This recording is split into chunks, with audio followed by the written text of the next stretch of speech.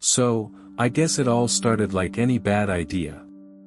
A simple plan, a crew that didn't think too far ahead, and a bank that we assumed would be an easy target.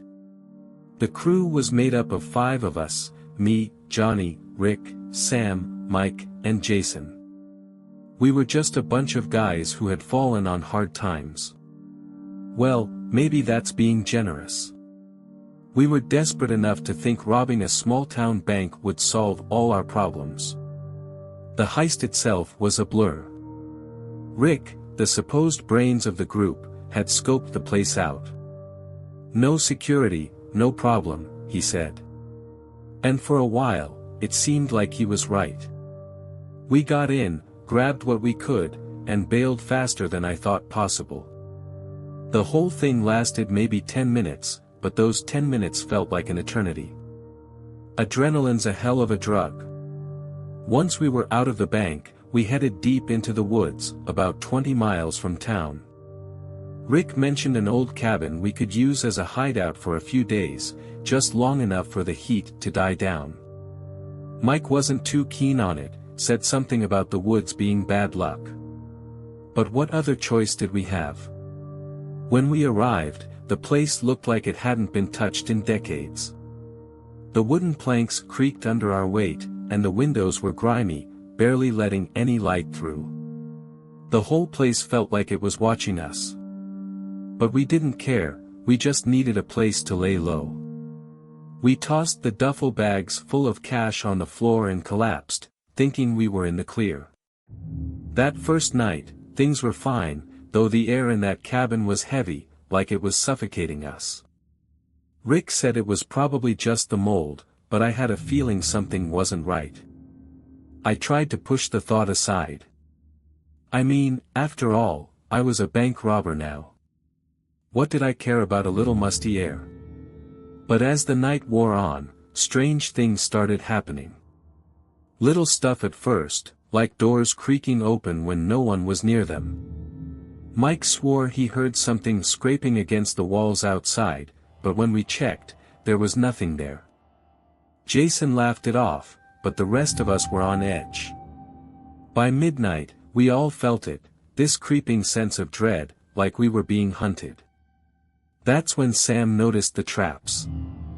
I swear, the guy almost lost his leg.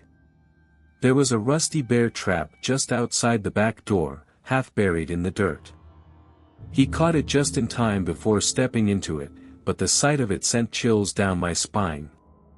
Who sets traps like that around a cabin in the middle of nowhere? Rick brushed it off, saying the traps were probably left by some old hunter, long dead.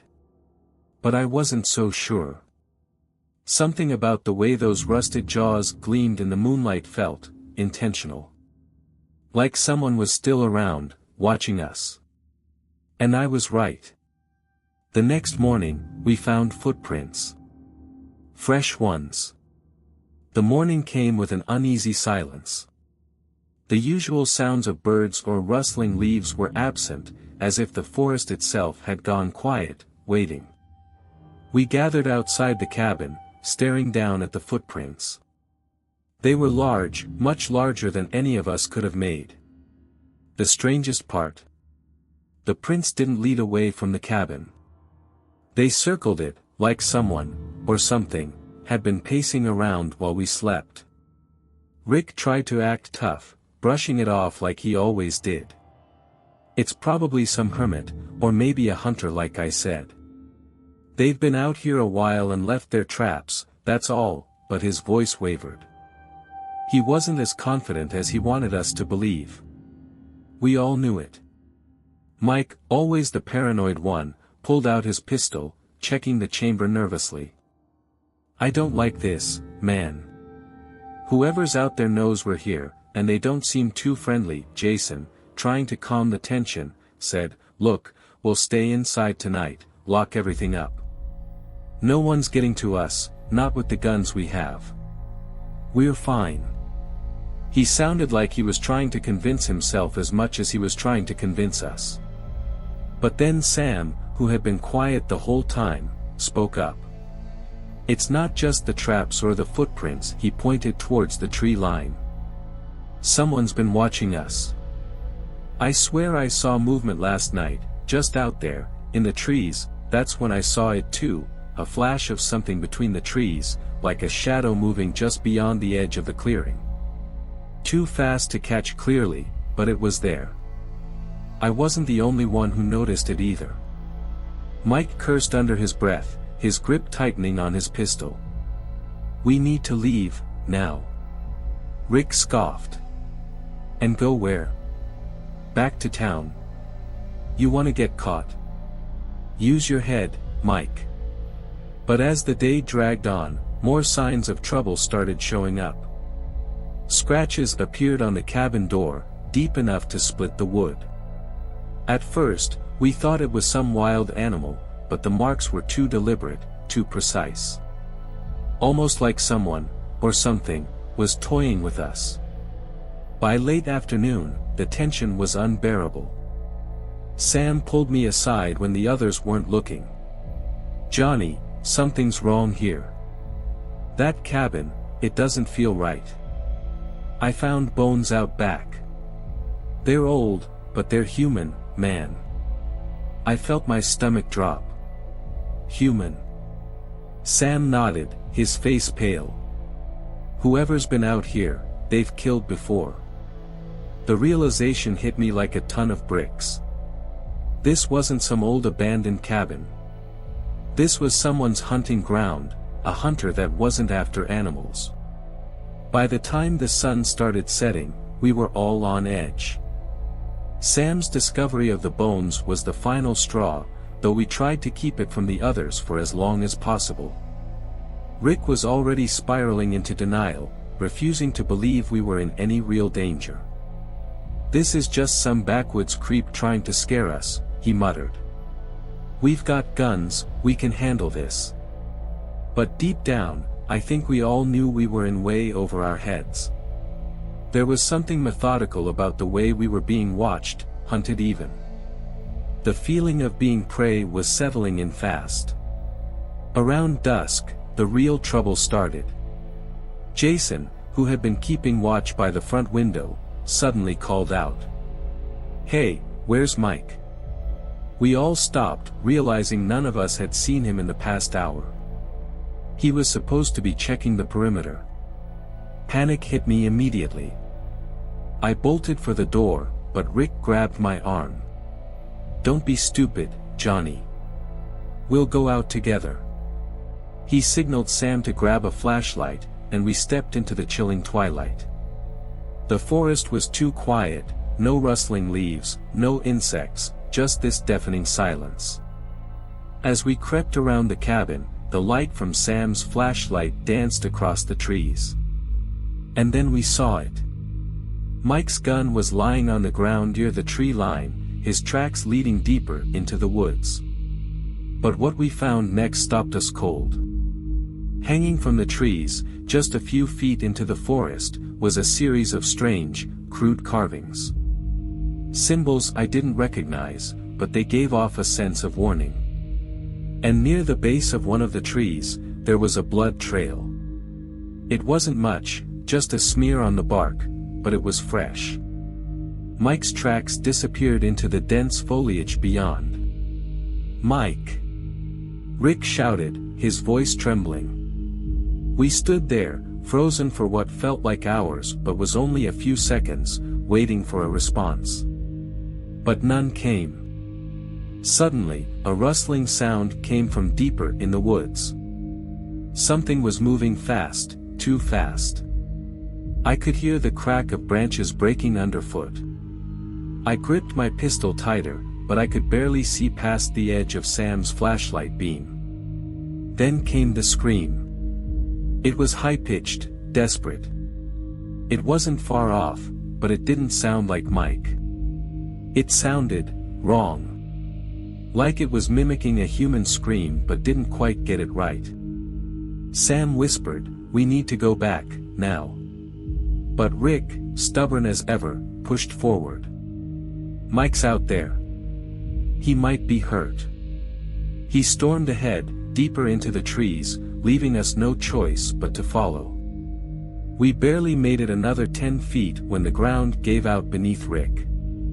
One moment he was walking, the next he was gone, swallowed by a pit that had been expertly concealed by branches and leaves. We rushed to the edge, only to find him at the bottom, his leg caught in a trap, blood seeping into the dirt. "Rick!" I shouted, but before I could climb down, the hairs on the back of my neck stood up. There was someone, watching us from the darkness. I turned, but all I could see were shadows moving just out of reach of the flashlight. "We have to get him out of there." Sam was shaking as he started down into the pit, but I couldn't shake the feeling that whatever had trapped Rick was still out there, circling us, waiting. That's when I saw it. A pair of eyes, glowing faintly in the darkness, locked onto me. And then, they were gone. I couldn't move. Those eyes, they were unnatural, too high off the ground to be an animal. I felt the weight of its gaze, like it was sizing us up, deciding when to strike. I snapped back to reality when Rick screamed from the pit. "Get me out of here," he shouted, his voice cracking with pain. Sam had managed to climb down, trying to pry the trap off Rick's leg, but it was one of those old rusted bear traps, the kind designed to hold its prey in place until the hunter arrived. And that thought hit me hard. We weren't just being watched, we were being hunted. "Johnny! Help me!" Sam's voice was frantic as he struggled with the trap. "This thing's stuck." "I can't," a twig snapped behind me. I spun around, my flashlight barely cutting through the dark. I couldn't see anyone, just trees, shadows, and that thick, oppressive silence. But I knew we weren't alone. I could feel it, that primal fear you get when you know something is stalking you. "Come on, Johnny, focus." I shouted at myself in my head. My hands shook as I aimed the flashlight into the trees. Nothing. No movement. But I knew it was there, lurking just beyond the reach of the light. "Johnny, we need to get him out." Sam's voice broke through my panic. I crouched down at the edge of the pit and helped Sam wrestle the trap open, but Rick's leg was a mess. The trap had chewed through his skin, and he was losing blood fast. "We need to stop the bleeding," I said, tearing off a piece of my shirt to make a makeshift tourniquet.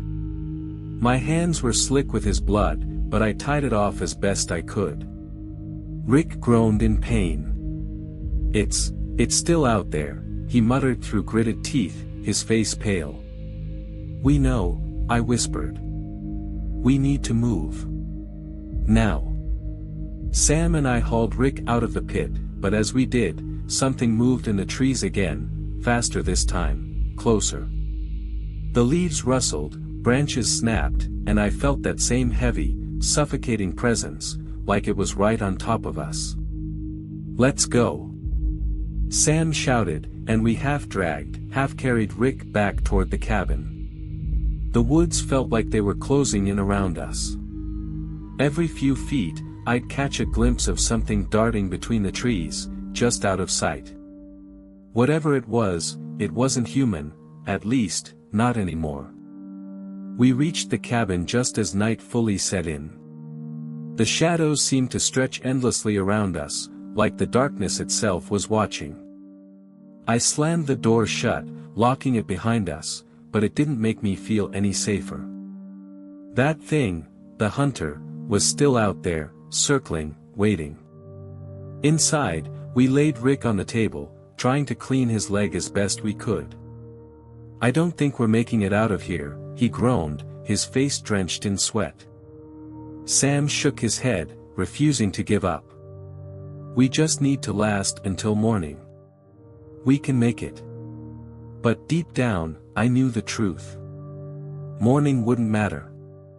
This thing wasn't going to stop. We were in its territory now, and it had us right where it wanted.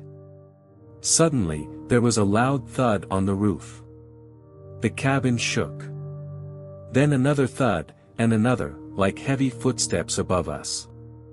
We froze, staring up at the ceiling, hearts pounding in unison. "It's here," I whispered, gripping my gun tighter. The thudding stopped. The silence that followed was deafening, stretching out for what felt like an eternity. Then, slowly, the door creaked open, just a crack, even though I knew I had locked it. And that's when I realized, we weren't just dealing with some crazed hunter. This was something far worse. Something that wanted to play with us before it made its kill. The door creaked open, no more than an inch, but it was enough to send a wave of terror through the room. I stood frozen, my gun aimed at the gap, waiting for something, anything, to come through. But nothing moved. Just the sound of the wind outside, rattling the loose shutters of the cabin. "It's playing with us," Sam whispered, his voice barely audible. "It knows we're scared." He was right. Whatever was out there wasn't in a rush. It was toying with us, like a predator teasing its prey before the kill. I kept my eyes on the door, heart hammering in my chest. I couldn't shake the feeling that whatever was out there was enjoying this. Rick was slipping in and out of consciousness, his face pale, sweat pouring off him. We needed to get him help, but every instinct I had screamed at me not to open that door again. "We should make a run for it," Sam said, panic creeping into his voice. "Take the cash, leave Rick, and bolt." I couldn't believe what I was hearing. "We can't just leave him." Sam looked at me, his face pale, his eyes wide with fear. "Johnny, you saw those traps. Whatever's out there, it's been doing this for a long time. We're sitting ducks here." Before I could respond, another thud sounded above us, this time closer. The roof creaked, as if something heavy was shifting its weight, stalking above us. It felt like the walls of the cabin were closing in, the air thick with anticipation. Then, the door moved again. This time, it swung open a few more inches, revealing the dark, empty woods outside. For a moment, nothing happened. Just that gaping darkness, beckoning us to step into it. But I knew better. That was no invitation to freedom. It was a trap. A low growl rumbled from outside, deep and guttural, sending chills down my spine. My hands trembled as I aimed my gun at the open door. "Show yourself." I shouted, but my voice was shaky, hollow. Whatever it was out there, it didn't care about my bravado. Without warning, something crashed through the window on the far side of the room, shattering glass and splintering wood. Sam screamed, scrambling back as a large, jagged stone landed on the floor, scattering shards of glass everywhere. Attached to the stone was something else, a tuft of fur, matted and blood-stained. That's when I saw it. A figure, just outside the open door, standing in the shadows. It was tall, impossibly tall, with long limbs that stretched out like branches. Its eyes glowed faintly, reflecting the dim light from the cabin. It was humanoid in shape, but its features were distorted, twisted, like something half-formed. "Get back!" I yelled, but it didn't move. It just stood there, watching us with those cold, glowing eyes. Suddenly, Sam made a break for the door. "I'm not staying here to die," he screamed, bolting past me toward the figure. Before I could stop him, he was through the doorway, disappearing into the night. For a brief second, there was silence. Then came the sound I'll never forget, a shriek of pure terror, cut short. It echoed through the trees, then stopped, leaving nothing but the deafening quiet. I staggered back, horrified. "Sam," Rick groaned from the table. "We're next," he rasped, his voice barely a whisper. The door swung open wider, almost fully now, like a mouth inviting us into its dark, twisted game. I knew, deep down, we were out of time. Whatever was hunting us, it was done playing. I stood there, paralyzed, staring at the door. Sam was gone. His scream still echoed in my head, but it felt distant, like it had been swallowed by the night. I should have done something, but my body refused to move. My instincts screamed at me to run, to bolt into the trees and never look back, but I couldn't leave Rick. Not like this. We need to get out of here, Rick croaked, his voice trembling. His leg was in bad shape, bleeding through the makeshift tourniquet, but that wasn't what scared me most. It was the look in his eyes, hollow, resigned. Like he knew what was coming. But I wasn't ready to give up, not yet. "We'll find a way," I whispered, more to myself than to Rick. I grabbed my gun and backed toward the cabin window, peering out into the blackness beyond. Nothing moved, but I felt that same suffocating presence, the one that had been haunting us since we got here. I knew it was watching, waiting for its moment. Suddenly, Rick gasped. "Johnny, look!" I turned to where he was pointing.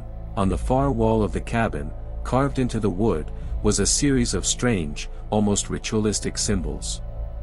They looked fresh, recently scratched into the surface. How had we not noticed them before? That's when it hit me, we hadn't been alone in the cabin. That thing had been inside with us, watching us sleep, playing with us like we were pieces on a board. The realization sent a chill down my spine. "We're in its territory," I whispered, stepping back from the wall. "This cabin, this isn't a hideout. It's a trap." The symbols were a warning. Or worse, a marker. This wasn't just any hunter. This was something ancient, something that thrived on fear, using our terror as bait. Rick's breathing grew shallow. We're dead, aren't we?" I shook my head, refusing to accept it. "No. We're not dead yet. We can still get out of here." I turned to the open door, trying to steady my shaking hands. "We're gonna run for it. Stick to the trees, keep low. Whatever that thing is, it's fast, but it's toying with us. We still have a chance."